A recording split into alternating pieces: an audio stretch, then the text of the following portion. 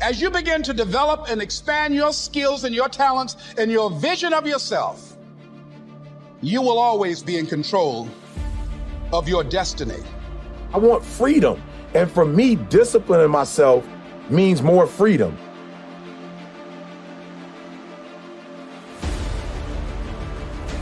It's so easy to be great nowadays because everybody else is, most people are weak. This is a softened generation. So if you have any mental toughness, any ability, if you have any fraction of self-discipline, the ability to not want to do it but still do it. People have a hard thing understand. I hate to run. And what makes me so crazy, it doesn't anymore, people go, well, why do you run if you hate it? What are you talking about?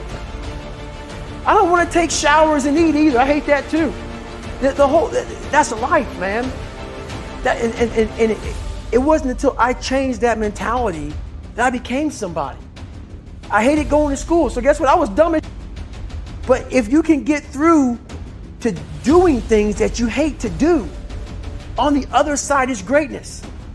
That's what people understand. By me running, I am callous in my mind. I'm not training for a race. I'm training for life. I'm training for the time when I get that 2 o'clock in the morning call that my mom is dead or something happened tragic in life. I don't fall apart. I'm training my mind and my body and my spirit so it's all one, so I can handle what life is going to throw at me. Because the life I've lived, it throws a whole bunch at you. And if you're not physically and mentally prepared for that, you're just going to crumble and you're good for nobody. 99% of people are not willing to do what it takes to make their dreams come true. The Marines have a saying, everybody wants to go to heaven, but nobody wants to die. The center of bringing any dream into fruition is self-discipline. You know, something as simple as food and eating, it's not about your body as much as it is about your mind. It's getting command of your mind to be able to choose actions that are in your own best interest. Every day we are choosing that's not in our own best interest. So if the world is attacking you and the world wants to fight you and the world's trying to hold you down, so you gonna kick yourself in the balls? So you gonna stop yourself from getting what you dream? And I think the word discipline has kind of gotten a bad name. We think about it in terms of punishment. I'm not talking about discipline in that way. I'm talking about discipline in the sense that you forego immediate pleasure for the exchange of long-term self-respect. I believe that self-discipline is the definition of self-love. That when you say that you love yourself, that means that you have behavior towards yourself that is loving. Self-discipline is the center of all material success. You cannot win the war against the world if you can't win the war against your own mind.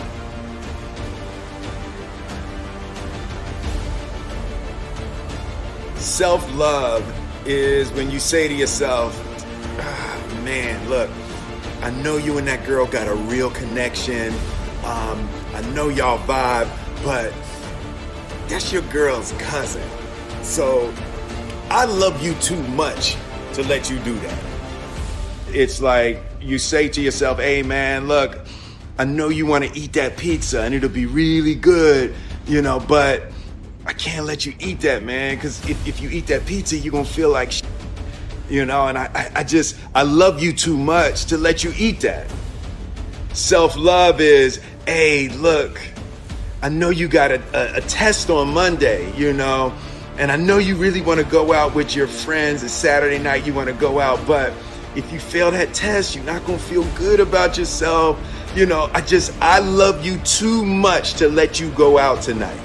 Self-discipline is self-love. If you want to be happy, you have to love yourself, which means you have to discipline your behavior. The road to sustained happiness is through disciplining your behavior. We tend to base our self-esteem on what other people think. And that's not really self-esteem. Self-esteem is supposed to be how we feel about ourselves. And I was just saying how dangerous it is to allow other people to determine how you're going to feel about you. And it's kind of like looking into a broken mirror. You're going to look in a broken mirror and then change your face to try to look good in this defiled, busted, broken mirror. And it just, other people's opinions is a really way to determine how we feel about ourselves.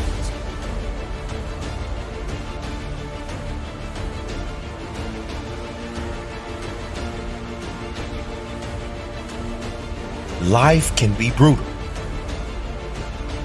Life can be unforgiving. If I had to sum up in one word the difference between the greats and the average, the difference between the successful and the nobodies of the world, one word, one attribute to describe the difference: discipline. If you don't have the discipline, you can forget about the trophy. You can forget about the success, the greatness. All champions have discipline.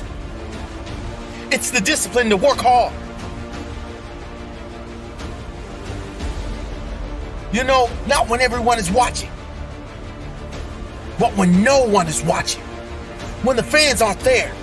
When the coach isn't there. When it's just you and your character. The discipline to eat strong, healthy foods when you have other tempting options. When those around you might not be so strong. The discipline to say no when those around you choose to be average.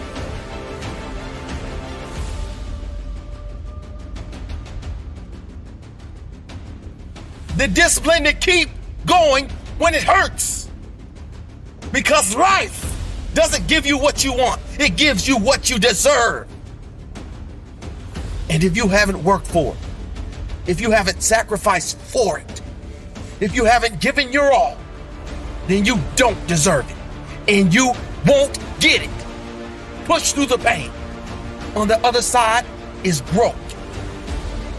When pain comes, that means it's time to show character. Show me your character. Remain disciplined. Stay strong. When it all seems hopeless, keep plugging away. Nothing can stop you if you don't stop for anything. Don't stop for anything. Never break your discipline. Remain faithful to yourself and your vision. When it gets painful, push harder. Push through the pain. You gotta have the discipline to do 11 when your opponent stops at 10. The discipline to keep going when it hurts. Because life doesn't give you what you want. It gives you what you deserve.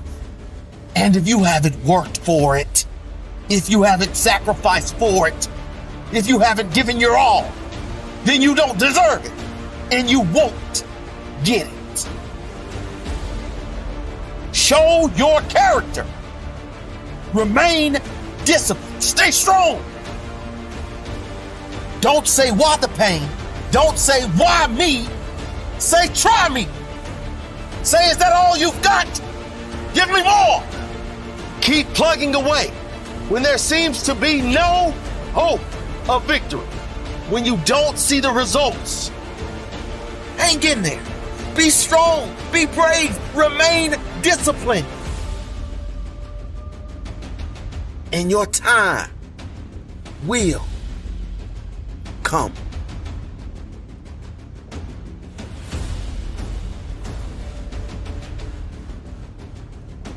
I was weighing like 297 pounds, and I had to make a change in my life.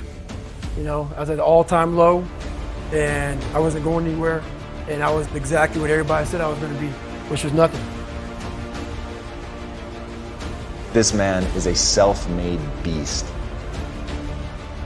Widely considered to be the toughest man on the planet and one of the greatest endurance athletes of all time. I was just an insecure, scared kid. And the only way I could find myself was through putting myself through the worst thing possible. He's the only member of the U.S. Armed Forces to complete SEAL training, the U.S. Army Ranger School, and the Air Force Tactical Air Controller training. He's completed the infamous Destroyer of Men known as Hell Week 3 times, including 2 in a single year, and one that he started and finished with multiple stress fractures and a hernia. No one was here to help me. And the feeling I had every morning, I started shaving my head when I was 16 years old. And the feeling I had every morning, I looked in the mirror, was horrible. And I didn't want to feel like that anymore. And how I felt was a kid going nowhere, a kid that was scared. And most kids will accept that and look for help. But the best thing that happened to me, no one helped me. He served in combat in Iraq, was the bodyguard for the Iraqi Prime Minister. He once held the Guinness World Record for most pull-ups in 24 hours at 4,030. No one felt sorry for me. No one looked at me and said, like this day and age, they'll take you in and they'll tell everybody, stop picking on this person. Back then, they didn't care. I had to build calluses in my brain the same way I built calluses on my hands. So I broke the Guinness Book of World Records for pull-ups a long time ago, but I failed at it twice. And I did 67,000 pull-ups in trying to break this record. So to do 4,030 pull-ups, I had to do 67,000 for training for that. He's run eight consecutive 100-mile races over 8 back-to-back weekends. He ran over 7,000 miles in a single year, and that is the equivalent of running 267 marathons. I saw myself as the weakest person God ever created. He had to have a goal. My goal was the only person that's going to turn this person around is me. The only way I can turn around is put myself through the worst things possible a human being could ever endure. And that'd be the only way that I can build this brain to handle anything that comes in front of it, callousing my mind through pain and suffering.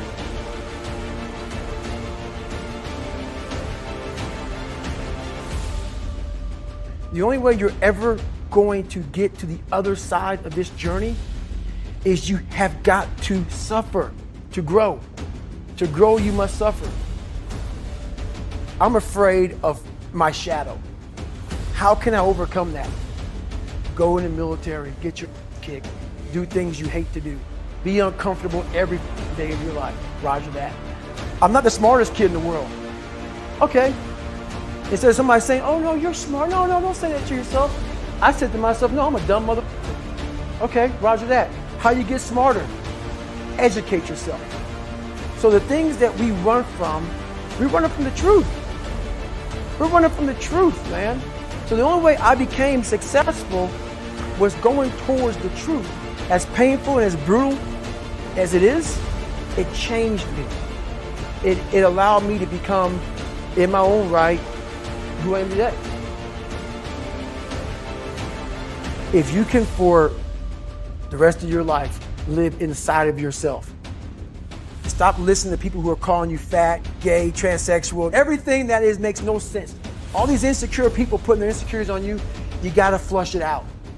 You gotta just be whoever the hell God or whatever the hell you believe in. If you believe in nothing but yourself, I don't care what it is. You gotta take everything and throw it away. You have to believe in one thing, and that is yourself.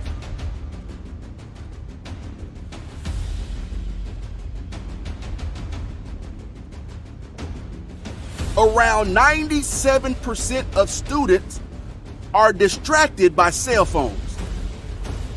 Are you a part of that 97%?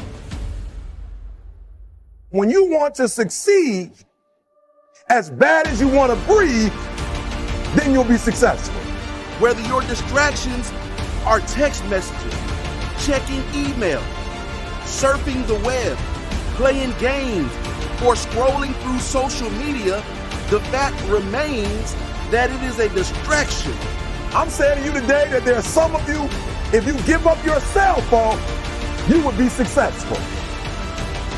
But your cell phone is more important to you than your success.